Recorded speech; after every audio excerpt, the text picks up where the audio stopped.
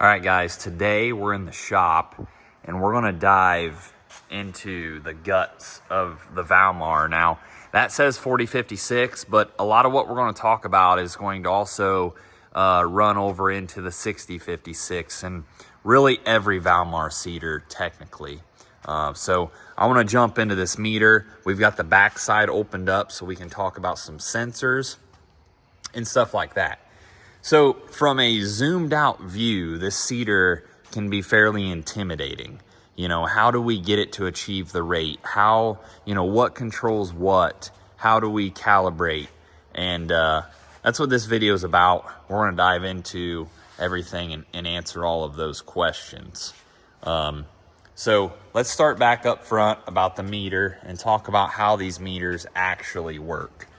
So what we do is there's a door right here. And this door will remain all the way open all of the time. This is not a gate height door like on a spinner spreader. This meter roll does the metering, not the door. So the only time you'll ever shut that door is if you want to pull this meter out when there's seed in the hopper. Other than that, leave them all the way open all the time. So what happens is seed falls down on the back side of this roller, and this roller spins forward, picking up seed and dumping it over this lip down into these cups. And each one of those cups will have a hose attached to it on the back side. There you can see you would hook a hose on each one of those and you would run that hose out to its destination, and then you'll have those hoses spread out across the tool. So that's just how it works. The air comes in from these hoses from the back, blows in here, comes around and makes a 180 and then shoots out the back. And as it runs through these cups, that's where it picks up the seed and shoots that air out those hoses and it gets distributed. So there is a left and a right meter here, and they are controlled by clutches. There's a clutch there and a clutch there. Those are electric clutches. So you've got section control. You've got a left and a right. So half width, disconnect, whatever you want to call it. Now, a few things to note about this meter is these handles here allow you to just pull that meter down. And what that will do is that will allow you to set your calibration tray up inside of here. That calibration tray blocks seed from falling into these cups, and it allows you to catch it in like a bucket to do a calibration. So you will have to move those.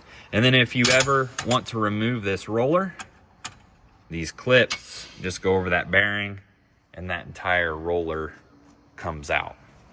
So that's the front side. Now let's talk about, how we power the fan, some of the hydraulics, and what this gizmo does. So the fan is hydraulic, of course, and this is pressure coming from the tractor. And this is a check valve so that you can never run this thing backwards. If you engage your hydraulics and nothing happens, it likely means that you're going the wrong way. Switch your remote or just push the other way and it'll likely fire up. This check valve doesn't allow it to go the wrong way. So pressure from the tractor goes in through the motor and return. But whenever we're running a hydraulic meter seeder like what we're doing today, we run the return actually right here over to this PWM valve. What this valve does is it regulates oil flow to the meter motor. So that is what regulates RPMs of that front meter shaft. That's all done right here. The computer brain box, located right there, does a bunch of math equations constantly, many times per second, to tell this PWM valve to open to allow more oil flow or to shut down to do less oil flow, to speed up or slow down that meter according to your rate, your speed, etc.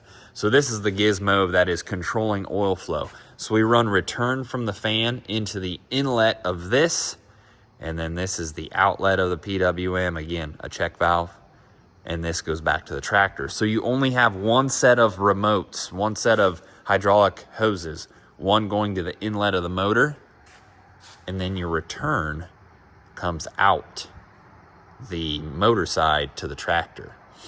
So real simple how it works. Your return just comes out of your PWM valve, so you only need one remote. This blower fan is a belt-driven fan, so you do not need a case drain here. And as we have this open, it allows us to see all of our sensors and what's going on back here. So when you run an ISO rate controller, right there, you've got sensors everywhere. This one tells you your fan speed RPMs. See that little keyway? Sensor reads the keyway and tells you how many RPMs the fan runs. Same thing on the meter side. Sensor reading that gear tooth.